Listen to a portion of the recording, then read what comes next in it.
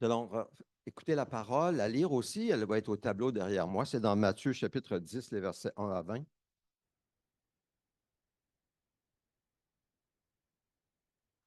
Alors, si vous voulez, vous pouvez vous lever et puis pour faire honneur à la parole, si vous le désirez. Sinon, vous pouvez rester assis aussi. C'est libre. Matthieu chapitre 10, les versets 1 à 20. Puis Jésus appela ses 12 disciples et leur donna le pouvoir de chasser les esprits impurs et de guérir toute maladie et toute infirmité. Voici les noms des 12 apôtres. Le premier, Simon, appelé Pierre. André, son frère, Jacques, fils de Zébédée, et Jean, son frère, Philippe et Barthélemy, Thomas et Matthieu, le collecteur d'impôts, Jacques, fils d'Alphée et Lébé, nommé ou surnommé Thaddée, Simon le Cananite et Judas l'Iscariote, celui qui trahit Jésus. Ce sont les 12 que Jésus envoya après leur avoir donné les instructions suivantes. N'allez pas vers les non-juifs et n'entrez pas dans les villes des Samaritains. Allez plutôt vers les brebis perdues de la communauté d'Israël. En chemin, prêchez en disant, le royaume des cieux est proche.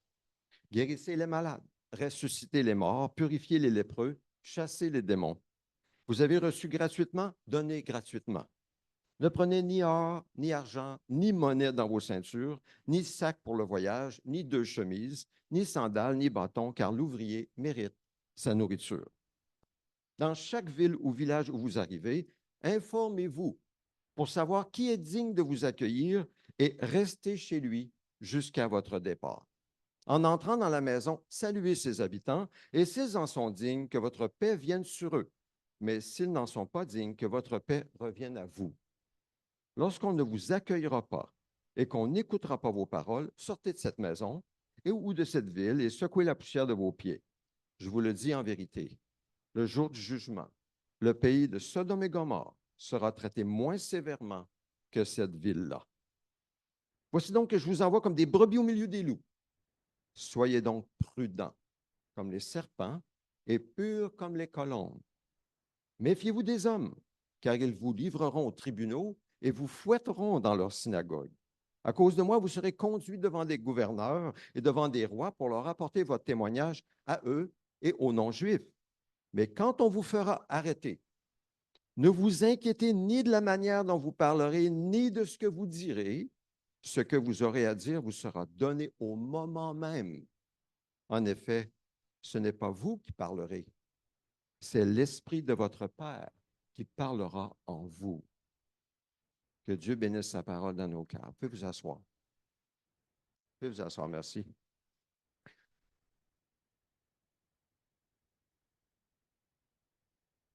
Alors, nous poursuivons aujourd'hui la série de prédications que j'avais commencé avant de partir en vacances. Vous avez peut-être remarqué que je suis allé en vacances. Il a fait quand même beau, hein, quelques belles journées de soleil. J'ai pris des couleurs et je poursuis donc cet enseignement sur le Saint-Esprit, sur son œuvre après le salut. Après, on a vu que Dieu, le Saint-Esprit, fait une œuvre avant que quelqu'un soit sauvé, pendant qu'il est sauvé et aussi après.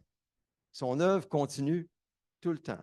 Donc, on continue aujourd'hui le côté de l'œuvre du Saint-Esprit dans la vie d'une personne après l'avoir sauvé, après l'avoir identifié à Jésus pour le sauver.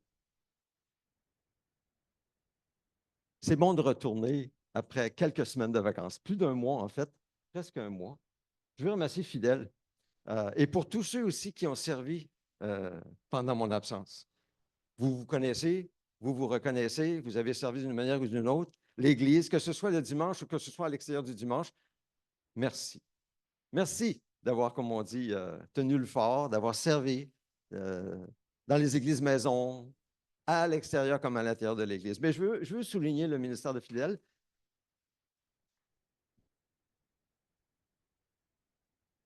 Fidèle, je vais te venir de venir un peu à l'avant. Viens avec moi, là. Viens avec moi, Fidèle. Malgré la persécution que notre frère Fidèle a vécue dans sa famille et dans son village, malgré la douleur qu'il portait dans son cœur, et c'est sûr qu'il ne l'a pas montré, il a pu apporter 4, même 5 prédications depuis le début du mois d'août. Et je veux dire merci, Fidèle. Au nom de l'Assemblée, merci. L'Église t'offre un petit cadeau. Juste un petit cadeau comme ça, pour te dire merci. Mes prières t'accompagnent et vous accompagnent. On va prier tout de suite. Seigneur, merci pour Fidèle. Vraiment, il porte son prénom, Fidèle.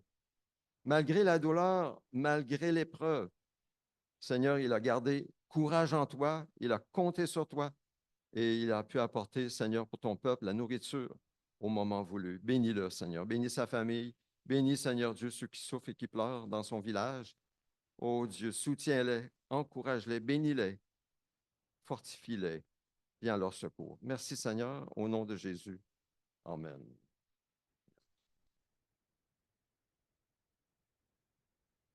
L'Esprit de Dieu est à l'œuvre tout le temps, en tout temps.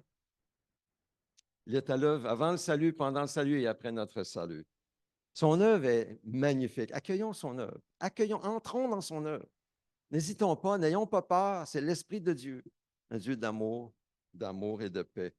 Karen et moi, nous avons eu le privilège de visiter notre fille à Lynchburg, en Virginie, juste avant de partir en vacances. Et puis, justement, on a visité pendant ce temps avec eux une université chrétienne qui s'appelle Liberty, où il y a, croyez-moi, 50 000 étudiants chrétiens évangéliques. 50 000, j'ai bien dit 50 000, je n'ai pas dit 5 000.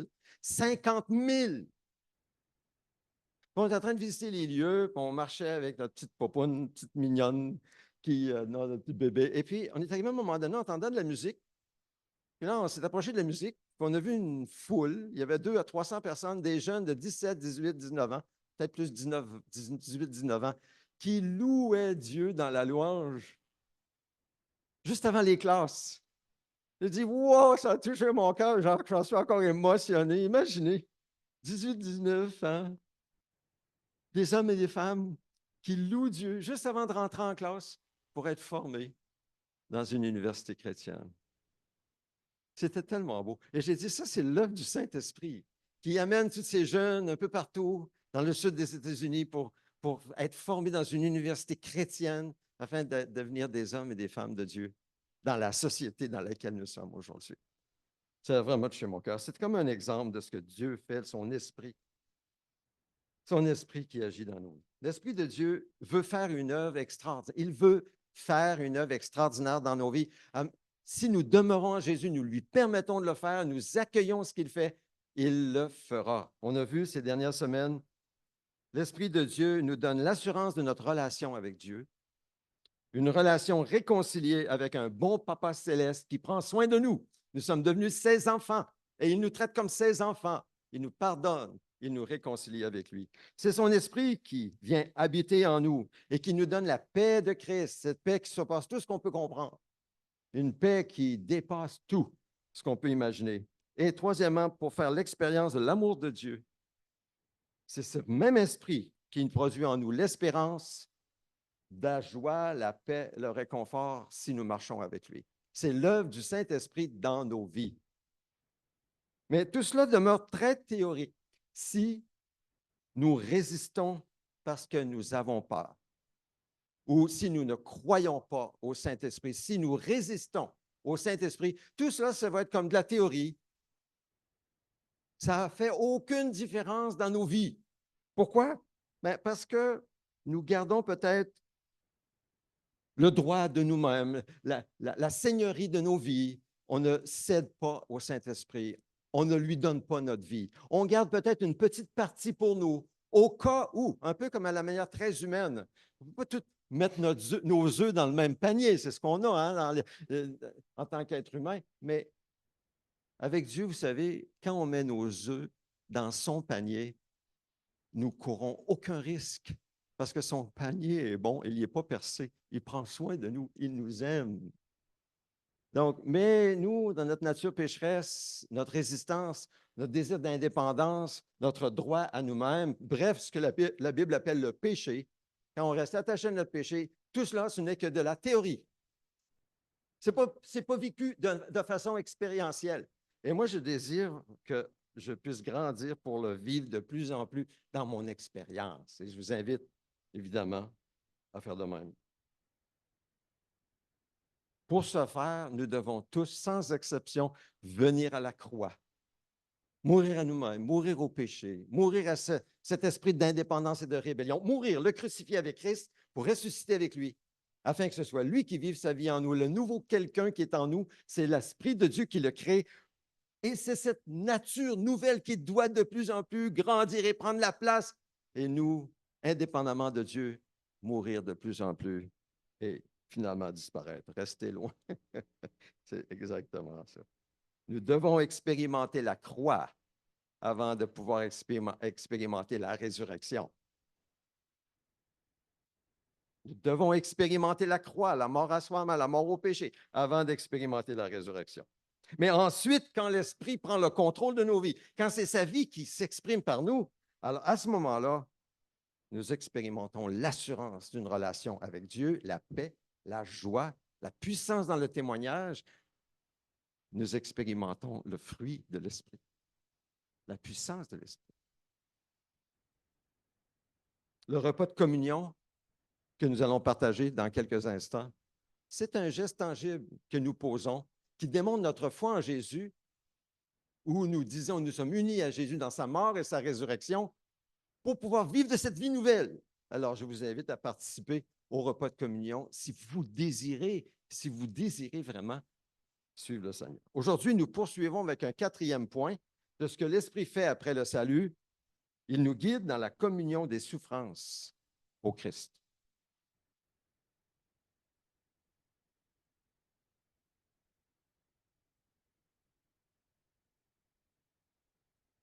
L'Esprit Saint nous guide dans la communion des souffrances du Christ. Au premier regard, cette action du Saint-Esprit n'est pas très attirante.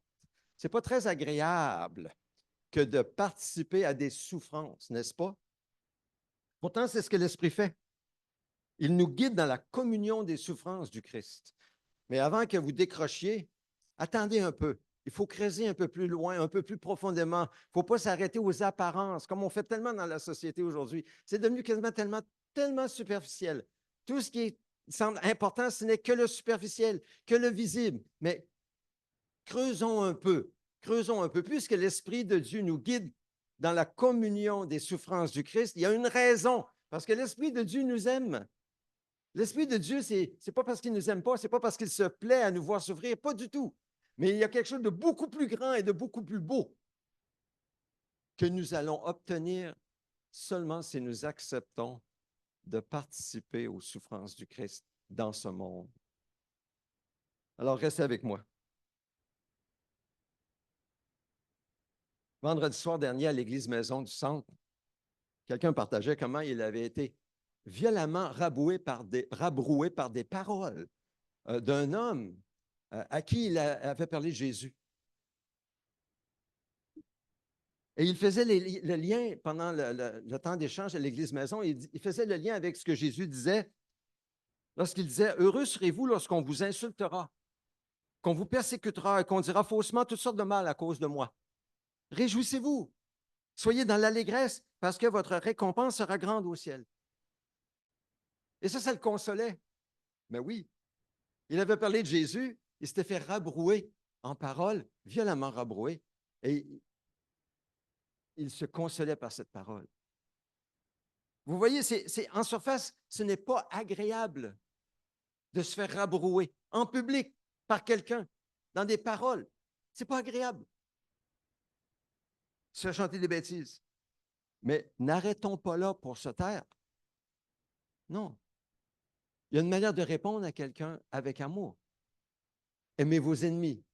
Bénissez ceux qui vous persécutent, dira Jésus. Est-ce que vous faites ça avec les gens qui ne sont pas gentils avec vous ou qui, on pourrait dire, qui vous persécutent, qui vous envoient des regards méprisants? Est-ce que vous les bénissez? Est-ce que vous priez pour eux? C'est ce que le Seigneur nous appelle à faire. Et c'est très puissant. Après, je prendrai les questions. Oui. Pensez à Jésus, le Fils unique de Dieu, qui a tant souffert en ce monde jusqu'à être maudit à notre place sur une croix. Pourquoi l'a-t-il fait? Pour sa joie éternelle de nous avoir avec lui. Nous qui, autrement, on n'aurait pas pu. On est séparés à cause du péché. Pensons à Jésus. Il a souffert la croix. Ce n'était pas agréable. Nous, on ne souffrira jamais autant que lui. Mais c'était pour la joie de nous avoir avec lui. Il y a une récompense, donc, à obéir à Dieu et à souffrir, parce que c'est nécessaire, selon l'Esprit de Dieu. D'abord, Luc nous dit dans son évangile que Jésus a souffert bien avant la croix, suite à son baptême. Même, on pourrait même dire qu'il a souffert même avant, on pourrait voir. Mais bref, on commence avec ça. Jésus, rempli du Saint-Esprit après son baptême, revint du Jourdain. Il fut conduit par l'Esprit dans le désert, où il fut tenté par le diable pendant 40 jours. Il ne mangea rien pendant ces jours-là, et quand cette période fut passée, il eut faim. Prenons bien conscience que la tentation de Jésus dans le désert, c'était pour nous. Il a été tenté par le diable comme second Adam, le deuxième Adam, le dernier Adam, la nouvelle humanité sur la terre, pour vaincre Satan, pour résister aux tentations et vaincre Satan pour nous. De sorte qu'en lui, Jésus, nous pouvons compter sur lui pour vaincre Satan dans ses tentations envers nous. Nous pouvons compter sur Jésus parce qu'il a vaincu l'ennemi. Il a souffert des grandes tentations, mais c'était pour nous. Donc, pour nous, aujourd'hui, résister aux tentations qui viennent de Satan pour nous détruire, pour nous tuer, c'est de demeurer en Jésus, en tout temps. Comme je dis aux enfants, priez sans cesse. Parlez avec Jésus constamment. Demeurez en lui. Gardez sa parole, demeurez en vous. Méditez sa parole pour demeurer en lui. Elle est là, notre sécurité. Car nous n'avons rien à craindre. Parce que Jésus est toujours avec nous. Il est un bon berger et il nous guidera si nous demeurons près de lui, attentifs à sa voix. C'est ce que nous lisons dans les Actes. C'est ce que nous lisons dans les Actes. Les apôtres Pierre et Jean ont été amenés en cour suprême des Juifs pour avoir enseigné le peuple au sujet de Jésus. Il y avait eu un miracle, une guérison extraordinaire. Ils ont été amenés, ils ont enseigné Jésus. On les a amenés en cour suprême. Mais ce n'est pas rien. Ils ont souffert pour le Christ. Ce n'est pas confortable, mais ils ont tenu bon comment? Bien, selon ce qu'on a lu tout à l'heure, le Saint-Esprit parlait par eux. En comptant sur le Saint-Esprit, c'est écrit, Pierre, rempli du Saint-Esprit, devant les chefs religieux, pouvait dire qu'il en plaise à Dieu. On ne peut pas désobéir à Dieu. Nous allons dire ce que nous avons vécu, nous avons vu. Christ est ressuscité. Et ils continuent à annoncer le peuple. Puis ils sont retournés vers les leurs, vers l'Église réunie, comme nous ensemble. L'Église sont retournés vers les leurs qui priaient pour eux. Et ils ont prié ensemble, non pas pour être confortables, non pas pour être protégés la prochaine fois que ça va arriver, non pas pour eux-mêmes, mais selon ce que dit la texte, plutôt pour avoir l'assurance pour annoncer la parole du Seigneur. Fidèle a apporté quelques prédications sur l'Église idéale. Moi, je pense qu'il y a là un signe d'une Église idéale qui prie même devant les souffrances, même devant la persécution, pour que la parole de Dieu soit annoncée. Parce que c'est ça qui a un impact. Les gens voient qu'on souffre, mais on continue. Pas parce qu'on est fou, non, mais parce qu'il faut qu'ils entendent. Parce que s'ils n'entendent pas, comment pourraient-ils croire? C'est l'Église idéale. Et la Bible dit, dans Actes 4, 31, quand ils eurent prié, l'endroit où ils étaient rassemblés trembla. Ils furent tous remplis du Saint-Esprit et ils annonçaient la parole de Dieu avec assurance. Donc, après avoir prié cette prière, qu'est-ce que Dieu fait? Confirme par un tremblement de terre. Oui, c'est un peu comme si Dieu disait Amen. Là, ça a tremblé. Puis là, après ça, ils sont allés et ils ont prêché la parole avec assurance. Mais ils savaient que les souffrances allaient les attendre.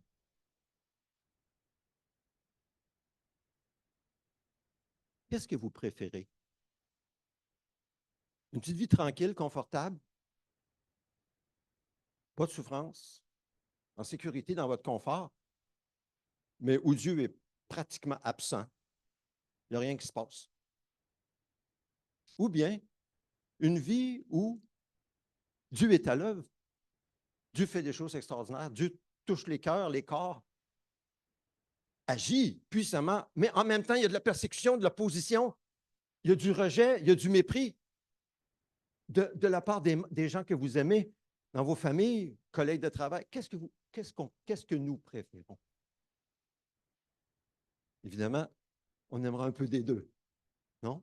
Oui, on est un peu comme ça. Soyons bien honnêtes avec nous-mêmes. On vacille d'un côté ou d'un autre. Moi, j'y reviendrai. Moi, personnellement, je lutte. Nous avons une lutte à livrer avec ça. Qui allons-nous suivre? Le Seigneur ou nous-mêmes? Sa parole, le témoignage qu'on doit apporter lorsqu'il nous en donne l'occasion, lorsque c'est lui qui prend l'initiative, il ouvre une porte, c'est évident, il nous appelle à témoigner. Mais, oh, l'on réalise qu'il y a un risque. Si je parle, quelles vont être les conséquences? Qu'est-ce que je vais perdre? Qu'est-ce qu'ils vont dire de moi? Et puis s'ils me rejettent, ou puis si j'ai ci, si j'ai ça, si je ne dis pas les bonnes choses. On a toutes sortes de raisons pour ne pas témoigner. Et vous le savez. Il y a une lutte, il y a une lutte. Moi, je lutte avec ça constamment. Et j'ai plusieurs défaites. Mais parfois, j'ai des victoires par la grâce de Dieu, en comptant sur l'Esprit de Dieu. Et j'ai déjà partagé. Mais parfois, je trouve que le risque me semble trop grand. Le risque de perdre me semble trop grand. Je vous ai partagé récemment que nous louons une voiture sur Turo, la plateforme de voitures usagées. C'est une manière pour moi d'aimer mon prochain en offrant une voiture en bonne condition mécanique et propre. Les étudiants viennent, comme il y en a 8, des Français qui sont à Tadoussac avec notre véhicule aujourd'hui en train de visiter Tadoussac. Ça nous fait plaisir. Ça nous donne un petit revenu d'appoint aussi, on l'apprécie, évidemment. Mais témoigner de Jésus devient délicat. Parce que si j'y vais sans trop dépendre du Saint-Esprit ou si j'y vais par moi-même, ils peuvent très bien écrire un avis sur l'application pour dire que je leur ai rabâché ma religion pendant qu'ils voulaient louer ma voiture. Puis c'est pas pour ça qu'ils sont venus. Ils sont venus pour louer ma voiture. Hein, comprenez? Fait que les autres vont lire ça, et puis c'est fini pour moi. Comprenez-vous? Mais en même temps, je ne peux pas juste me taire. Je ne peux pas juste dire, OK, je ne parlerai pas de Jésus quand je vais louer une voiture.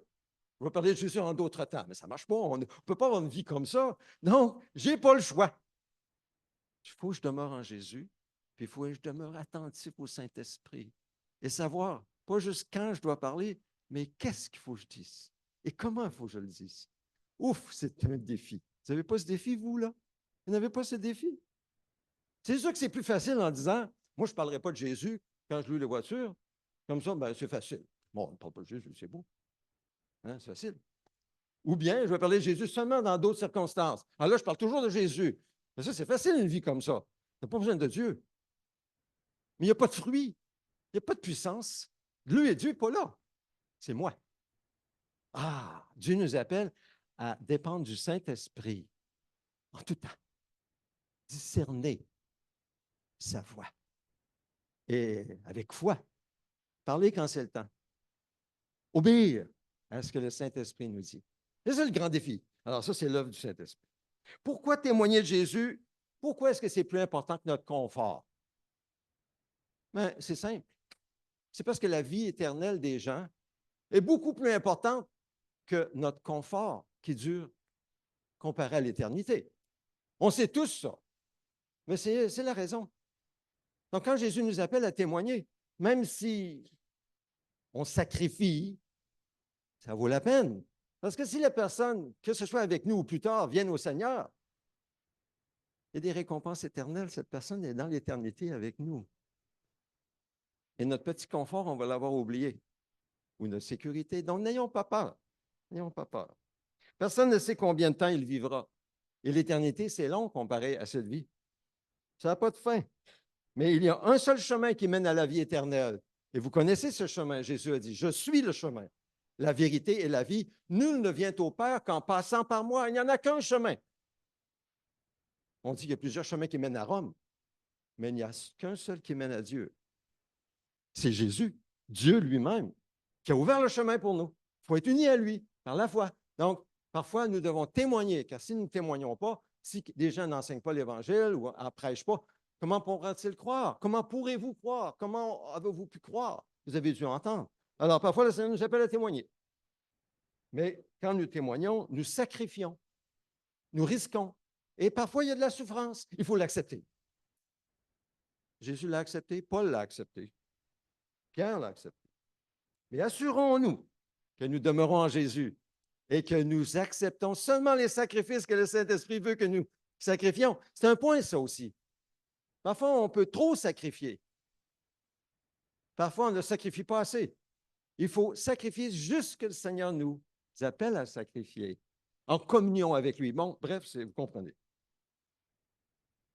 Dans les Actes, c'est l'Esprit Saint qui a informé Paul que l'emprisonnement et les afflictions l'attendaient. S'il allait à Jérusalem, l'Esprit Saint lui a dit, mais non seulement l'a-t-il informé par un prophète, mais l'Esprit, c'est écrit, il l'a contraint à y aller. Il savait qu'il y avait des persécutions et des afflictions qui attendaient Paul. Et l'Esprit Saint l'a contraint. Quelqu'un pourrait dire, tu appelles ça un Dieu d'amour? Tu appelles ça un Dieu d'amour? Mais faisons attention aussi, parce que l'ennemi de nos âmes nous souffle ça. Je l'ai entendu encore à l'église maison. Après avoir obéi au Seigneur, les choses vont mal. Là, l'ennemi vient. Ah ouais, tu vois qu'est-ce que ça donne quand tu suis le Seigneur? Regarde ce que tu as là. Tu t'appelles ça un Dieu d'amour, là? Ça, c'est l'ennemi. Faisons attention.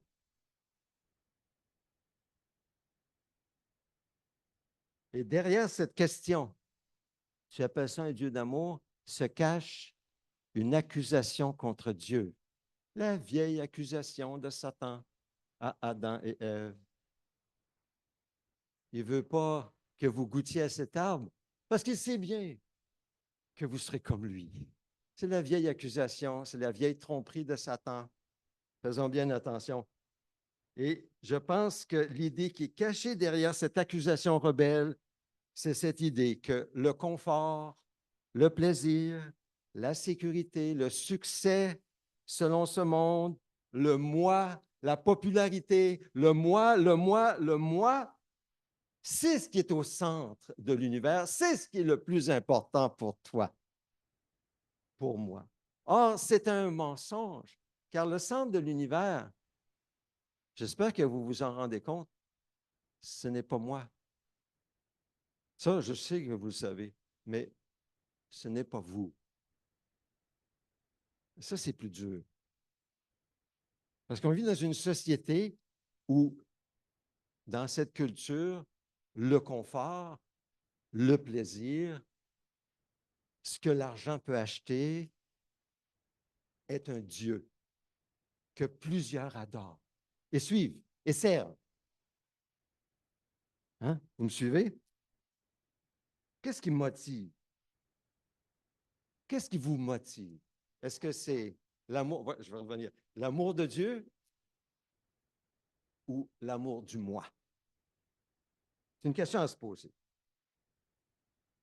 Vous savez, le péché et l'orgueil, dans chacune de nos vies, fait perdre la raison.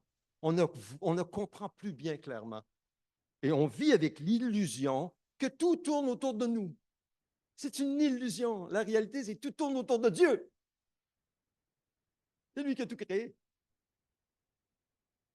Alors, puisque c'est Dieu qui est au centre, posons-nous la question honnête. Si l'Esprit pourrait nous contraindre aussi à souffrir pour le royaume de Dieu, pour le royaume de Dieu dans nos vies, pour le royaume de Dieu dans la vie autour de nous. Posons-nous sérieusement la question. Qu'en pensez-vous? Si Jésus a souffert, Paul et Pierre ont souffert, les apôtres ont souffert, pourquoi pas nous? Qu'est-ce qu'on a de si spécial? Est-ce que c'est parce qu'on est en 2024 que là, ça a changé? Là, les chrétiens, maintenant, non, on ne peut plus supposer de souffrir. Ah non? Les tenants du faux évangile de la prospérité. Vous avez entendu cette expression? L'évangile de la prospérité. J'appelle ça le faux évangile de la prospérité. Disent non, jamais. Qu'est-ce qu'ils disent? Dieu veut toujours notre succès dans ce monde. Dieu veut toujours nous guérir dans nos corps, qui dépérissent pourtant dans la vieillesse. Il veut toujours notre prospérité et nous libérer toujours de nos souffrances, voyez-vous? Ah oui? C'est un faux évangile. Des millions disent mènent à ce faux évangile. Bien évidemment, qui ne veut pas ça? L'être humain naturel veut ça, veut Dieu à sa merci. Il veut Dieu comme son serviteur. Mais c'est tourner le monde à l'envers ou l'univers à l'envers. C'est moi au centre, Dieu qui me sert. Ça ne marche pas. La fondation est faussée. C'est Dieu qui est au centre. Et moi, je ne suis qu'un souffle. C'est ça la réalité. Mais les évangélistes de la prospérité, à tout prix, se bercent d'illusions. Et finalement, ils se rendent compte que ça ne tient pas. Ça ne tient pas. Parce que la priorité n'est pas Dieu, mais c'est l'homme leur priorité. L'homme et son confort, l'homme et son plaisir, l'homme et sa sécurité, l'homme et sa santé, sa prospérité, son succès, sa richesse. L'homme. On revient à la chute. On revient à la chute. On revient à la chute, où l'homme est mis au centre et puis que Dieu se met à son service. C'est faux. Il n'y a rien de nouveau sous le soleil. Pourtant, nous lisons dans les Actes ce que dit Paul.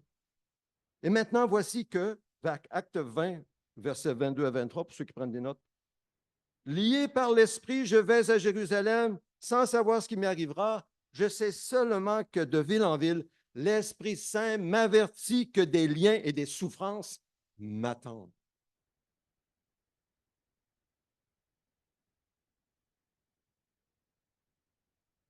Est-ce que ça veut dire que Dieu se plaît à nous voir souffrir?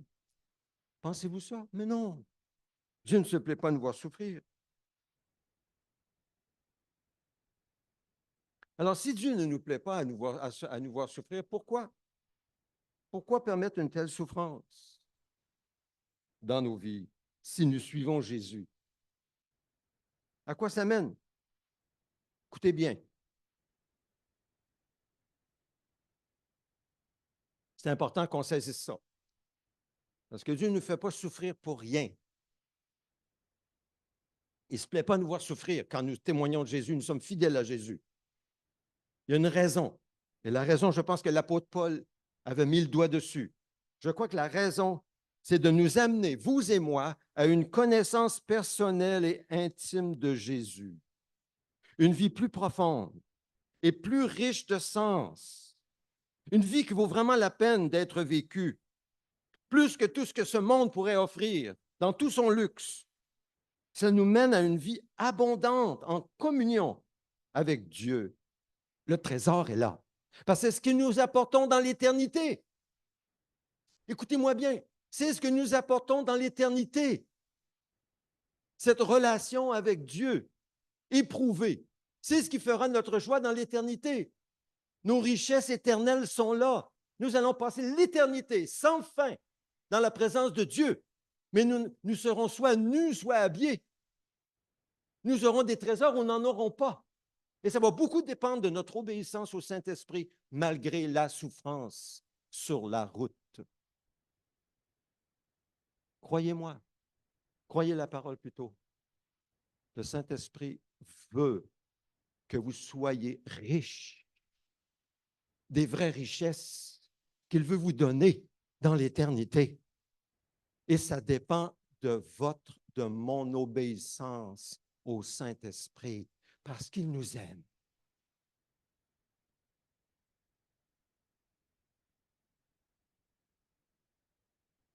Paul a dit qu'il voulait connaître la communion avec Christ qui consiste à partager ses souffrances dans ce monde. Il dit aux Philippiens 3, verset 10, « Ainsi je connaîtrai Christ, la puissance de sa résurrection et la communion à ses souffrances, en devenant conforme à lui dans sa mort. » Et il ajoute un peu plus loin, « Ce n'est pas que j'ai déjà remporté le prix ou j'ai déjà atteint la perfection, mais je cours pour tâcher de m'en emparer, puisque moi aussi, Jésus-Christ s'est emparé. » Voyez-vous?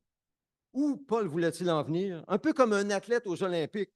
Paul courait de toutes ses forces dans la course chrétienne pour ressembler à Jésus, avec discipline, avec concentration, pour tâcher de remporter le prix de la vocation céleste que Dieu avait pour lui en Jésus-Christ pendant sa vie dans ce monde.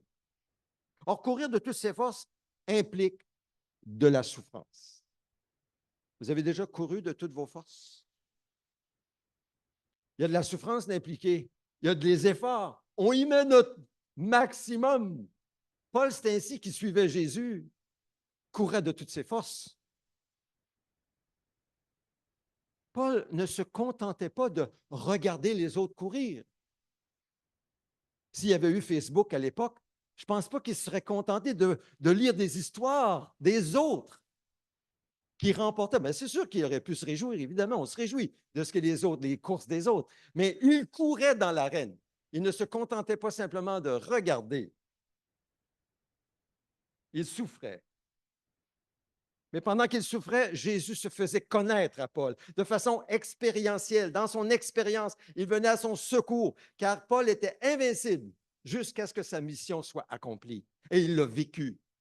Et il est dans la présence de Dieu avec une connaissance profonde du Seigneur Jésus.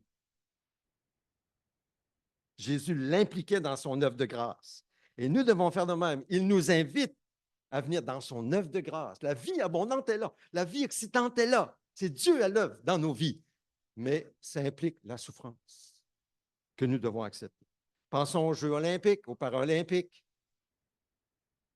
Nous savons que ces athlètes s'imposent des souffrances.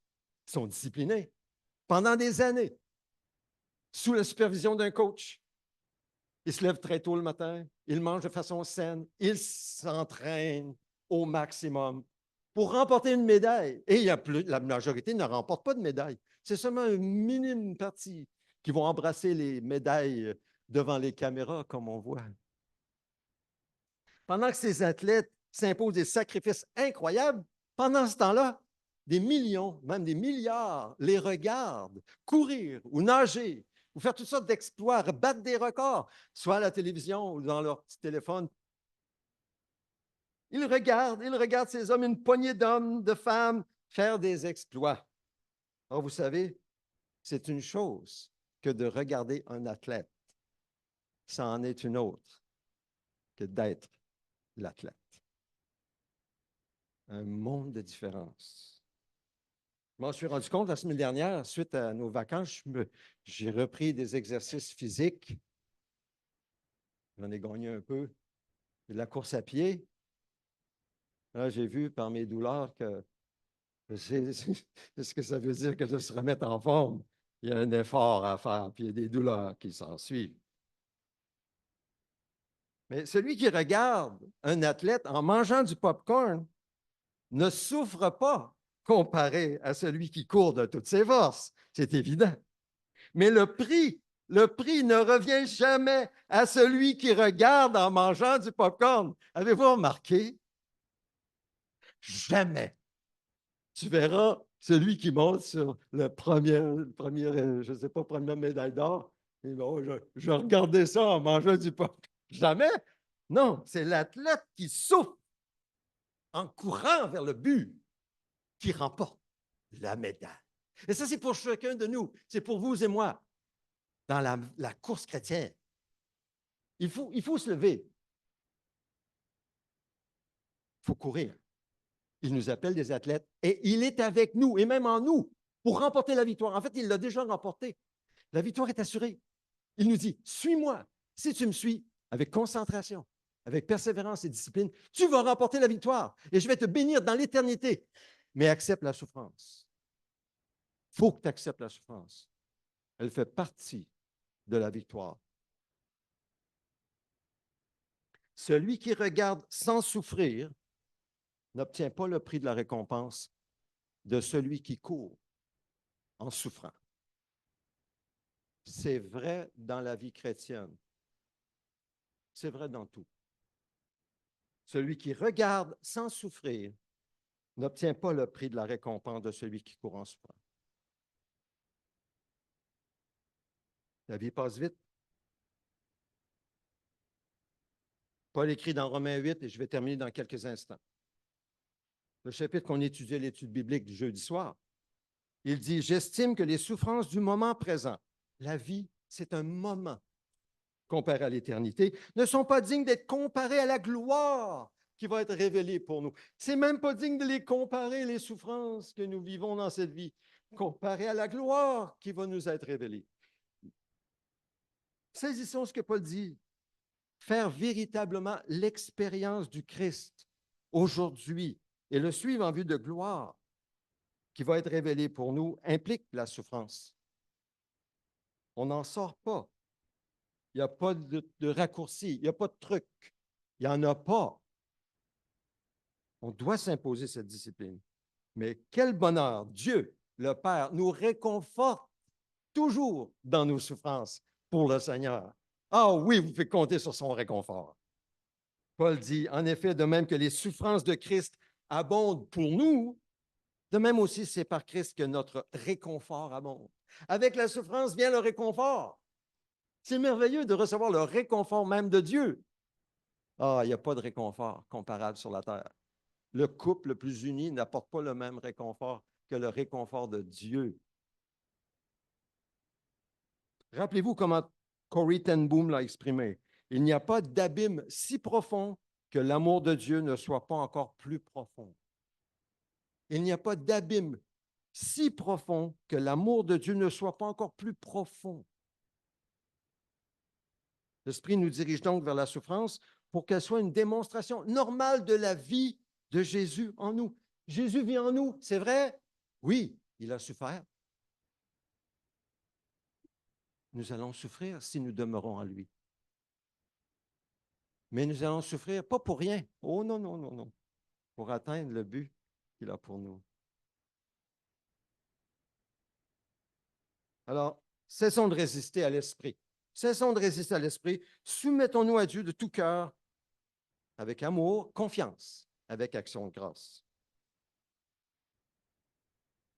Paul écrit une réalité concernant ces gens séparés de Dieu à cause de leurs péchés, les gens qui nous entourent, les gens qui ne suivent pas Jésus, que ce soit ici ou jusqu'au bout du monde. Le Dieu de ce siècle a aveuglé l'esprit des incrédules, de sorte qu'ils ne peuvent pas voir la lumière de la gloire de l'Évangile. Alors, comment vas-tu la voir? Souvent, ils vont la voir quand ils nous voient souffrir pour Jésus, en obéissance à ce que Dieu nous appelle. En obéissance, parce que Dieu nous appelle lorsque c'est le temps de parler. Ils nous voient ça. Ils voient qu'est-ce qu'on risque. Ils savent qu'on n'est pas des fous. Ils savent ça. Ça touche leur cœur. Ça parle. Ou comment on garde notre attitude quand nous souffrons dans une maladie, par exemple, ou après avoir perdu un être cher. Comment nous tenons bon en comptant sur le Seigneur. Ils voient ça. Ça touche. Ça, c'est plus que des paroles, c'est des actes. Ça touche. Les actes parlent plus que les paroles. Paul disait, nous portons ce trésor dans des vases de terre, afin que cette puissance extraordinaire soit attribuée à Dieu et non à nous. Nous sommes pressés de toutes parts, mais non écrasés, inquiets, mais non désespérés, persécutés, mais non abandonnés, abattus, mais non anéantis. Nous portons toujours avec nous dans notre corps l'agonie du Seigneur Jésus, afin que la vie de Jésus soit aussi manifestée dans notre corps. Voilà ce qui donne la puissance au témoignage. En effet, nous qui vivons, nous sommes sans cesse livrés à la mort à cause de Jésus, afin que la vie de Jésus soit elle aussi révélée dans notre corps mortel.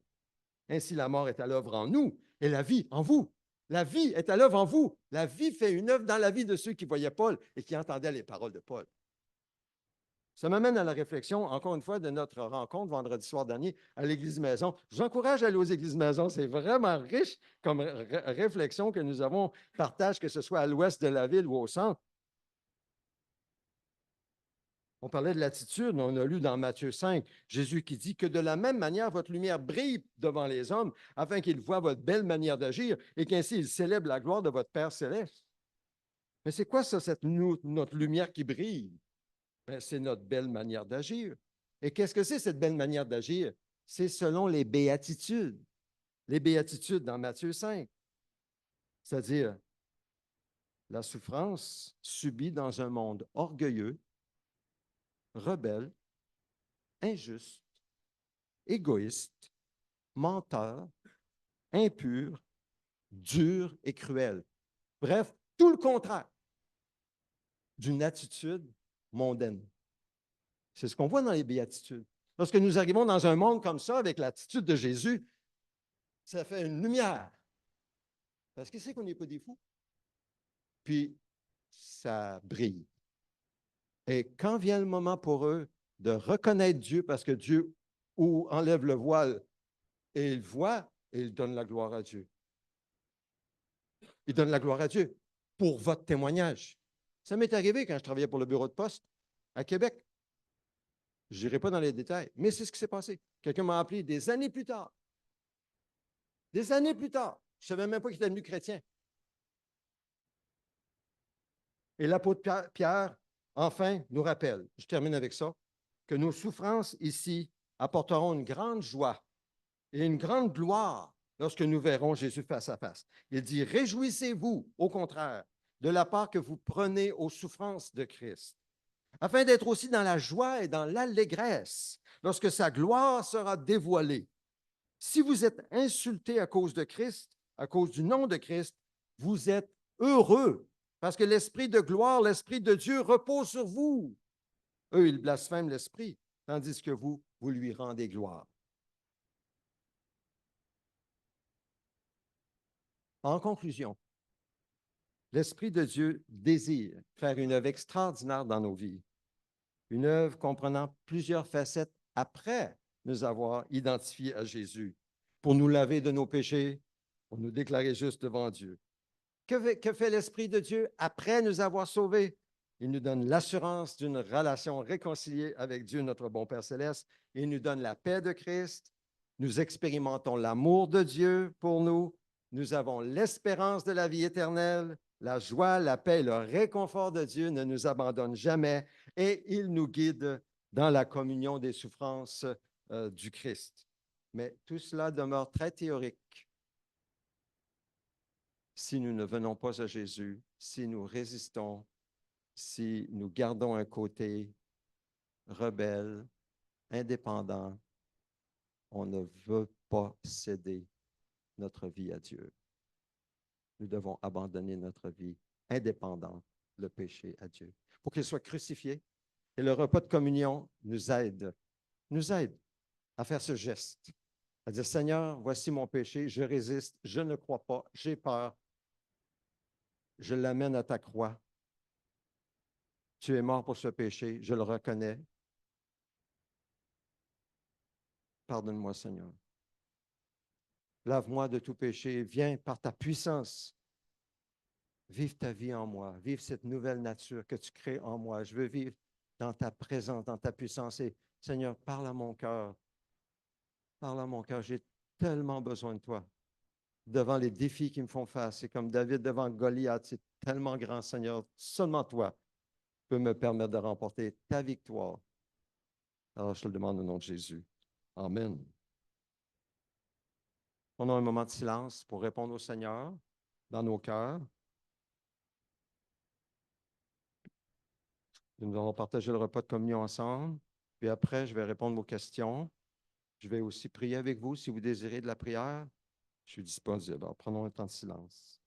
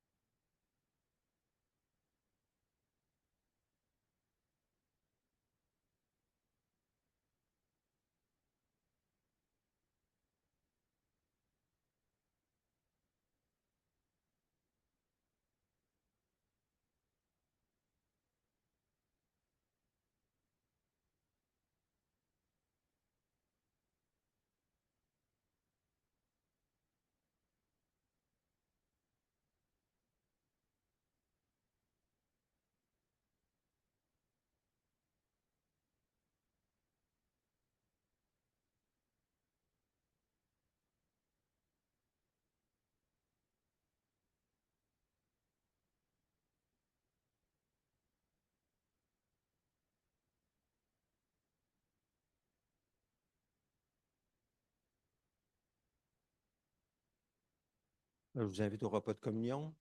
Par la foi, venez, prenez un élément, soit une petite coupe qui est fermée, où il y a deux petites ouvertures, un cellophane, on pourrait dire, pour le côté du pain. Ensuite, le deuxième pour le jus. Sinon, une coupe ouverte. Si vous prenez une coupe ouverte, bien, prenez un petit morceau de pain qui est offert. Alors, qui sont invités? Ceux qui croient en Jésus et qui comptent seulement sur Jésus uniquement sur Jésus pour être sauvé, pour être lavé de ses péchés. Oui, allez-y. Allez, laver de ses péchés.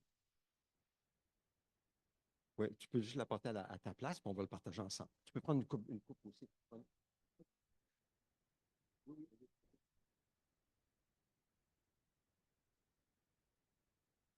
Alors, je vous invite à venir en signe de foi en votre Seigneur Jésus-Christ.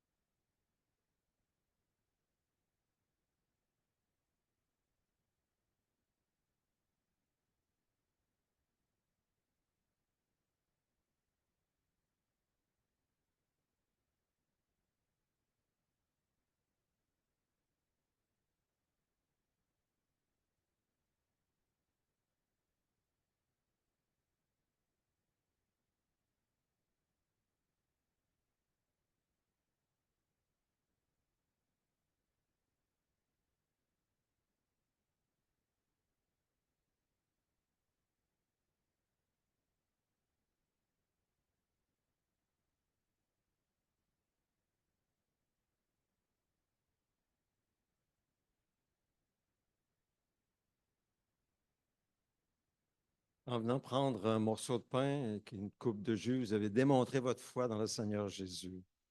Un pas tangible. C'est comme si vous venez à lui pour prendre de son corps. Ça représente son corps. Ça ne devient pas son corps. Ça représente son corps, mais aussi spirituellement, nous communions avec son corps crucifié pour nos péchés. Et avec son sang, ça représente son sang, ça demeure du jus, son sang qui nous purifie de tout péché. C'est aussi important de réaliser que non seulement nous sommes en communion avec le Seigneur par son corps et son sang, mais nous partageons un même pain et nous buvons à la même coupe. Nous sommes un corps en tant qu'Église. Et c'est très important par le Saint-Esprit que nous soyons sensibles aux besoins des uns et des autres et répondre aux besoins selon nos capacités.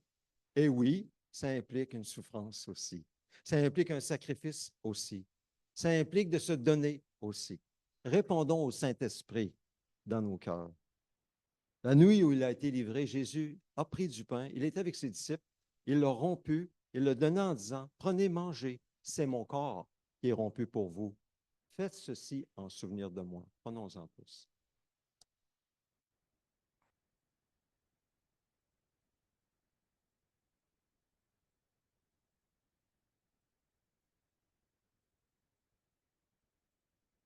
Ensuite, il a pris la coupe, l'a distribuée à ses disciples, l'alliance, la nouvelle alliance en mon sang.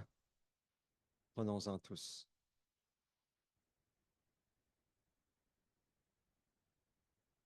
Seigneur, merci, merci, merci pour ton sacrifice une fois pour toutes à la croix du Calvaire pour porter nos péchés parce que tu es devenu péché pour nous. Merci aussi pour ceux qui sont envoyés, qui nous ont annoncé la bonne nouvelle. Merci pour eux, ceux qui ont persévéré dans la souffrance pour que nous entendions cette nouvelle et que nous puissions croire. Maintenant, Seigneur, nous nous livrons à toi. Remplis-nous de ton esprit. Conduis-nous, Seigneur, parle à nos cœurs et que nous soyons tes témoins, remplis de ton esprit en comptant sur toi, car notre force vient de toi seulement. À toi toute la gloire. Seigneur, vu que nous sommes un seul corps, donne-nous, Seigneur, de pouvoir répondre à ce que tu nous dis par ton esprit pour combler les besoins de ton corps. Au nom de Jésus. Amen. Parlant des besoins de notre corps, deux besoins que j'aimerais souligner. Notre sœur Margarita qui va être opérée, je pense, au genou le 25 septembre. Opération au genou. Ça va demander du soutien, du support pour notre sœur Margarita. Elle a toutes sortes de besoins. On n'ira pas dans les détails maintenant, mais transport, repas, aide d'une manière ou d'une autre, communiquer avec Steve ou avec Alberto régulièrement, 25 septembre. Merci beaucoup, Margarita. Je vois aussi Claude, notre frère. Merci, Claude, d'être là. Je ne m'attendais pas à te voir, mais je suis très content de te voir. Claude, demain, il va avoir des infiltrations dans un de ses genoux aussi. Claude va avoir besoin de notre soutien aussi, autant que faire se peut. Soutien, ça peut être, on va communiquer ensemble, mais ensemble, on est une famille. Soutenons-nous lorsque quelqu'un comme lui, Claude, Margarita, passe par une épreuve comme ça. Soyons là, présents, et faisons ce que nous pouvons faire. Est-ce qu'il y a d'autres besoins que nous devrions savoir en tant que famille? Est-ce qu'il y a d'autres besoins il y a toujours le besoin des veuves et des orphelins au Burkina Faso. Quelques fidèles pourront nous tenir un peu plus au courant, me donner un peu plus de détails. J'ai reçu, je vais le lire pour vous, j'ai trouvé ça tellement précieux, un message de la part des frères de fidèles qui sont au Burkina Faso et qui prennent soin.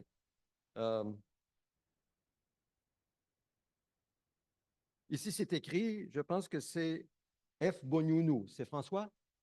C'est-tu ton frère? C'est ton cousin? Cousin. François Bonyounou qui dit nos vifs remerciements aux oncles Bonyounou depuis la France, à la communauté ecclésiastique de notre frère fidèle Bonyounou depuis le Canada et son pasteur. Nos remerciements vont toujours à l'endroit des amis du docteur Bonyounou, René le grand frère. J'ai répondu, nous rendons grâce à Dieu en Jésus-Christ pour tous ses dons financiers et autres qu'il nous accorde pour soulager les endeuillés et leurs familles. Nous ferons part à notre assemblée, ce que je fais maintenant, à notre assemblée chrétienne, l'expression de votre reconnaissance demain lors du culte. Que Dieu vous réconforte tous et vous accorde sa paix. Et ce même François Bonyounou répond Amen, merci, pasteur, pour vos encouragements, vos dons financiers, surtout vos prières pour notre nation. Nous bénissons le Seigneur pour votre vie. Transmettez nos salutations à toute votre communauté et sachez que nous n'oublierons jamais ce geste. Shalom. Shalom. Amen. Alors, je pourrais lire beaucoup d'autres choses, mais je me limite à ça. Est-ce qu'il y a d'autres besoins qui peuvent se présenter? Sinon, nous allons poursuivre avec quelques annonces. On va terminer par la prière.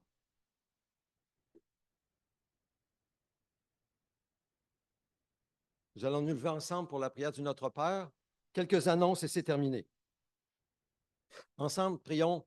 Notre Père céleste, que la sainteté de ton nom soit respectée, que ton règne vienne, que ta volonté soit faite sur la terre comme au ciel. Donne-nous aujourd'hui notre pain quotidien. Pardonne-nous nos offenses comme nous aussi nous pardonnons à ceux qui nous ont offensés. Ne nous expose pas à la tentation, mais délivre-nous du mal et du malin, car c'est à toi qu'appartiennent dans tous les siècles le règne, la puissance et la gloire. Amen. Amen. Passons aux offrandes. Seigneur, merci pour ce que tu nous mets dans les mains pour faire du bien. Apprends-nous à être généreux, comme toi, tu as été généreux envers nous. Au nom de Jésus. Amen. Puis vous asseoir. Quelques annonces rapides pour la formation offerte. Dimanche prochain, nous voulons démarrer les rencontres Zoom le dimanche matin sur le renouveau.